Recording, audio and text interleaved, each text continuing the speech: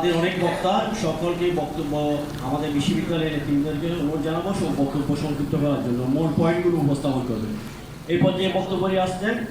বাংলাদেশ শান্ত বিশ্ববিদ্যালয় কর্মচারী ফেডারেশনের যুগ্ম মহাসচিব এবং সিলেট সাধারণ বিজ্ঞান ও প্রযুক্তি বিশ্ববিদ্যালয়ের কর্মচারী সুযোগ্য সভাপতি রমজান আহমেদ।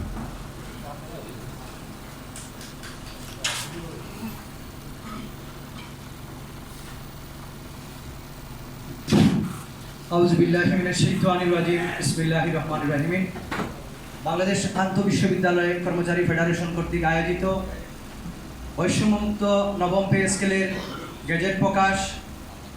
দ্রুত সময়ের মধ্যে তা বাস্তবায়নের লক্ষ্যে আজকের এই মৌন মিছিল এবং সংবাদ সম্মেলনের সম্মানিত সভাপতি, উপস্থিত আমাদের এই পে স্কেলের আন্দোলন সংগ্রামের বিভিন্ন সেক্টরের বর্ষিয়ান নেতৃবৃন্দ, মঞ্চে উপবিষ্ট বাংলাদেশ সরকারি কর্মচারী দাবি আদায় ঐক্য পরিষদের সুযোগ্য মুখ্য সমন্বয়ক এবং সমন্বয়ক সহ বর্ষিয়ান বক্তা ওয়ারেস আলী ভাই এবং আমাদের হান্নান ভাই উপস্থিত আছেন, খায়ের ভাই সহ সামনে উপবিষ্ট বিভিন্ন বিশ্ববিদ্যালয় থেকে আগত নেতৃবৃন্দ, শাহজালাল বিজ্ঞান ও প্রযুক্তি বিশ্ববিদ্যালয়ের কর্মচারী ইউনিয়নের পক্ষ থেকে সবাইকে সালাম, আসসালামু আলাইকুম ওয়া রাহমাতুল্লাহি ওয়া বারাকাতুহু। সংগ্রামী উপস্থিতি, আপনারা জানেন যে আমরা দীর্ঘ প্রায় 11 বছর থেকে পে স্কেল থেকে বঞ্চিত। বর্তমান পূর্বের অন্তর্বর্তীকালীন সরকার আমাদেরকে পে স্কেলে দ্রুত সময়ের মধ্যে বাস্তবায়ন লক্ষ্যে একটি কমিটি গঠন করেছিল,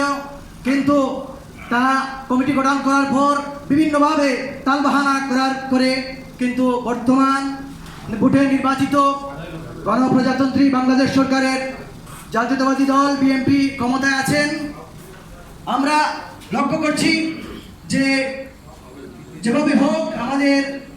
আন্দোলন সংগ্রামের সার্বিক বিষয়, দ্রব্যমূল্যের সার্বিক বিষয় বিবেচনা করে বর্তমান সরকার আমাদের পে স্কেলের গেজেট প্রকারের শেষ মুহূর্তের দিকে একটি কুচক্রী মহল সিডিবি নাকি বিভিন্নভাবে আমাদেরকে এই তালবাহানা করছে, হানাগুলা দিচ্ছে, ওটা অন্য পন্থায় নেওয়ার জন্য আমরা এই সমস্ত সুশীল সমাজদেরকে পরিষ্কারভাবে বলে দিতে চাই, কোন অবস্থাতে কর্মচারী